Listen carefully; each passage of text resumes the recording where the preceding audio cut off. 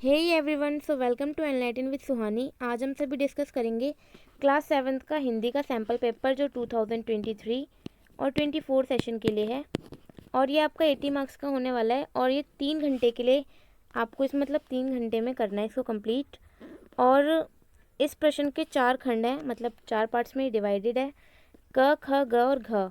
और चारों खंडों के प्रश्नों के उत्तर देना जो है अनिवार्य है और यथासंभव प्रत्येक खंड के उत्तर क्रमश दीजिए। मतलब सीरीज वाइज नंबर वाइज आप दे सकते हैं तो दे दीजिए ऐसे आंसर, वो मतलब चेकिंग करने में टीचर्स को आसानी होती है इसलिए। पहले खंड का इसको कर लेते हैं। पहले निम्नलिखित अपठित गद्यांश को पढ़कर पूछे गए प्रश्न के सही उत्तर लिखिए। ये जो है आपका 5 मार्क्स का है, इसको पढ़ेंगे और जो क्वेश्चंस दिए गए हैं उसके आंसर देने हैं। तो हिंदू नव वर्ष चैत्र मास की शुक्ल पक्ष की प्रतिपदा से शुरू होता है और ये माना जाता है कि सृष्टि की रचना इसी तिथि को हुई थी और ये हिंदुओं का नववर्ष है। मतलब हिंदू नववर्ष जो है चैत्र मास की शुक्ल पक्ष में मनाया जाता है और ये माना जाता है कि सृष्टि की रचना इसी तिथि को हुई थी और ये हिंदुओं का जो है नववर्ष है। और अनेक प्रकार के धार्मिक आयोजन होते हैं इस दिन। और चैत्र मास की नवमी को भगवान राम का जन्म हुआ था और जो चैत्र मास की नवमी थी उस दिन जो है भगवान राम का जन्म हुआ था, जिसे रामनवमी के रूप में हम मनाते हैं। और जैन धर्म के अंतिम तीर्थंकर महावीर स्वामी का जन्म भी इसी माह में त्रयोदशी को हुआ था। जो जैन धर्म के अंतिम तीर्थंकर थे महावीर स्वामी, उनका जन्म भी इसी माह में हुआ था लेकिन त्रयोदशी को हुआ था। ओके, त्रयोदशी को होता है। और जैन धर्म के लोग महावीर जयंती मनाते हैं और रथ यात्रा निकालते हैं। और जो जैन धर्म के लोग हैं वो क्या मनाते हैं? महावीर जयंती। तो क्वेश्चंस करते हैं हम यहाँ पे। क्वेश्चन नंबर फर्स्ट है, हिंदू नववर्ष कब शुरू होता है? तो इसका आंसर हमने यहाँ पे पढ़ा था। हिंदू नववर्ष जो चैत्र मास की शुक्ल पक्ष की प्रतिपदा से शुरू होता है। सेकंड क्वेश्चन है कि इस दिन के बारे में क्या माना जाता है? तो इस दिन के बारे में माना जाता है कि सृष्टि की रचना इसी तिथि को हुई थी। ओके, पैराग्राफ हमने पढ़ लिया है, मैं आपको आंसर साथ साथ दिखा रही हूँ ताकि आपको भी कोई प्रॉब्लम ना हो। नेक्स्ट क्वेश्चन की तरफ चलते हैं। यहाँ पे क्वेश्चन जो है वो मिसिंग है, पर यहाँ पे क्वेश्चन होगा कि भगवान राम का जन्म कब हुआ था? तो आपको आंसर देना है कि भगवान राम का जन्म चैत्र मास की नवमी को हुआ था। ओके, क्वेश्चन नंबर फोर्थ है इसी पार्ट का, इसी क्वेश्चन का, महावीर स्वामी का जन्म कब हुआ था? तो महावीर स्वामी का जन्म जो है चैत्र माह में त्रयोदशी को हुआ था। और इसका फिफ्थ पार्ट है कि धार्मिक शब्द का विलोम लिखिए।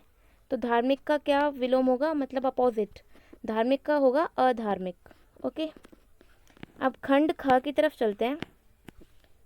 ये आपका फर्स्ट क्वेश्चन है जो 3 मार्क्स का है। किन्हीं 3 शब्द के अर्थ लिखिए। इन्होंने आपको जो है ये वर्ड्स दिए हैं और इनके जो है ना किन्हीं 3 का, सिर्फ 3 का आपको अर्थ लिखना है। जैसे जगत का होता है संसार, समुद्र का सागर, सहेली का सखी मतलब पर्यायवाची, और दिनकर का सूर्य, और जांच छानबीन, और तरुवर का होता है वृक्ष। अब यहाँ पर है कि इन्हीं 4 मुहावरों का वाक्यों में प्रयोग कीजिए। इन्होंने आपको मुहावरे दिए हैं, जैसे उड़ती चिड़िया पहचानना, 19-20 का अंतर होना, आंखें दिखाना, उल्टी गंगा बहाना। तो इसके आपको मतलब क्वेश्चन दिया है इन लोगों ने। अब आपको इसको वाक्यों में प्रयोग करना है। जैसे फर्स्ट है, अर्जुन इतना अनुभवी है कि उसे उड़ती चिड़िया पहचानने में देरी नहीं लगती। ठीक है, मतलब अर्जुन जो है वो बहुत अनुभवी है, बहुत एक्सपीरियंस्ड है कि उसे जो है उड़ती चिड़िया पहचानने में जो है देरी नहीं लगती, मतलब वही कि वो इंटेलिजेंट है ना। और 19-20 का अंतर होना, मतलब अमर और कौशिक की पहचान कर पाना बहुत कठिन है क्योंकि दोनों में 19-20 का ही अंतर है। इसका मतलब है जैसे ट्विंस हो सकते हैं वो दोनों, तो उन दोनों में 19-20 का ही अंतर होगा, मतलब बहुत छोटा सा, थोड़ा सा बिल्कुल डिफरेंस होता है, जिसे मतलब पहचानना थोड़ा मुश्किल होता है। ठीक है, और ये है कि आंखें दिखाना, भाई से मैंने सच बातें कह दी तो वह मुझे आंखें दिखाने लगा। आंखें दिखाना मतलब गुस्सा करने लगा वो मुझ पे। ठीक है, उल्टी गंगा बहाना, हमारी पड़ोसन किसी से प्रेम से बात कर ले तो उल्टी गंगा बह जाए। मतलब जैसे पड़ोसन होती है, क्या माना जाता है कि पड़ोसन जो है ढंग से बात नहीं करती, तो अगर वो किसी से प्रेम से बात कर ले तो उल्टी गंगा बह जाए। बस आपको इसको सेंटेंसेस में यूज़ करना था। ठीक है, तो नेक्स्ट क्वेश्चन की तरफ चलते हैं। ईंट का जवाब पत्थर से देना। तो भारतीय सैन्य दल अपने दुश्मनों को ईंट का जवाब पत्थर से देगा। जो भारत की जो सेना है वो दुश्मनों को ईंट का जवाब पत्थर से देगी। ठीक है, ये बस आपको सेंटेंसेस में यूज़ करना था। थर्ड क्वेश्चन की तरफ चलते हैं। किन्हीं दो अशुद्ध वाक्यों को शुद्ध कीजिए। कोई आपको ये दो वाक्य देंगे अशुद्ध, उनको शुद्ध करना है। जैसे उसके पास बहुत पैसा है, तो इसका आंसर होगा जैसे उसके पास बहुत पैसे हैं, क्योंकि पैसा जो है ना ये इसने सिंगुलर कर दिया, लेकिन उसके पास बहुत सारे पैसे हैं, तो पैसे जो होगा प्लूरल आएगा। ठीक है, तो इसको आपको बहुवचन में बस चेंज करना था। अब सेकंड है कि घर पर सब ठीक ठाक होंगे, तो घर पर यहाँ पर आएगा कि घर में, करेक्शन करनी है बस। ठीक है, तो पर की जगह पे क्या आ जाएगा, में, तो घर में सब ठीक ठाक होंगे। और शाहरुख ने कहानी सुनाया। शाहरुख ने सुनाया, सुनाया नहीं होता, सुनाई होता है ना। शाहरुख ने कहानी सुनाई। बस आपको सेंटेंस को ठीक करना है। वहाँ नहीं बैठो मतलब वहाँ मत बैठो, ये नहीं की जगह पे क्या आएगा, मत आएगा। ओके, अब उसके बाद है ये फोर्थ पॉइंट है इसका, फोर्थ पार्ट, कि किन्हीं दो अशुद्ध शब्दों को शुद्ध कीजिए। यहाँ पे इसने ये वर्ड्स दे दिए, ये मैं आपको आंसर के साथ दिखा रही हूँ, इसलिए आपको साथ साथ ही सब कुछ मिल रहा है। तो जैसे गुरु का दिया होगा उसने क्वेश्चन में, गृहिणी, घरौंदा और इकट्ठा, तो इसके जो है जो अशुद्ध शब्द है ना इनको शुद्ध करना है।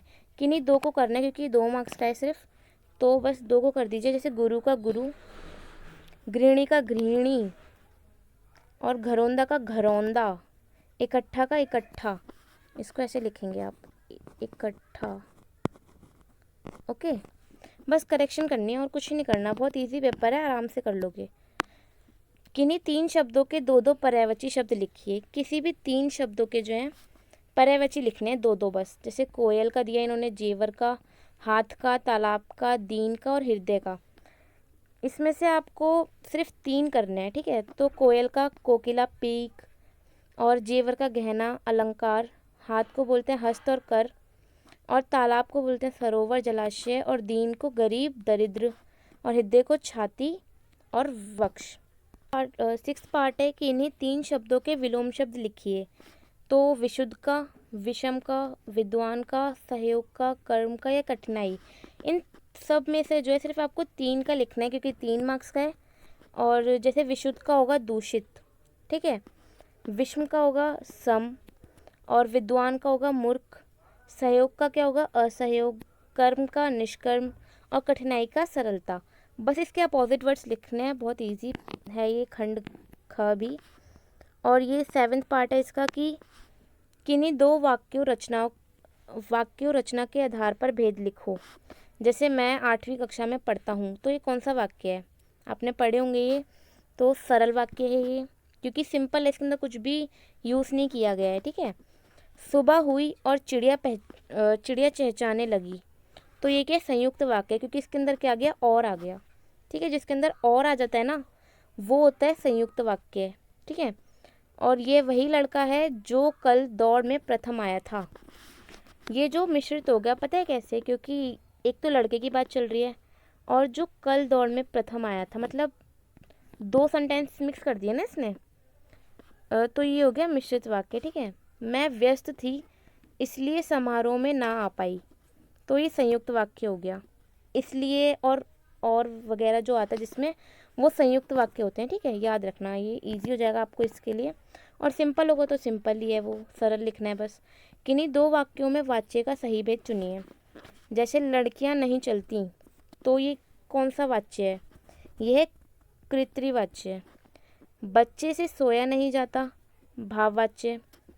दादी द्वारा मंदिर जाया जाता है, ये क्या हो गया, कर्मवाच्य हो गया। और मुझसे खेला नहीं जाता, तो ये क्या हो गया, कृत्रिवाच्य हो गया। ठीक है, और इसमें से भी आपको सिर्फ 2 ही करने हैं क्योंकि बस आप अगर ये देख लोगे ऊपर भी लिखा होता है और यहाँ पे भी मार्किंग स्कीम दी हुई है, तो वहाँ पे बस ध्यान देना है आपको।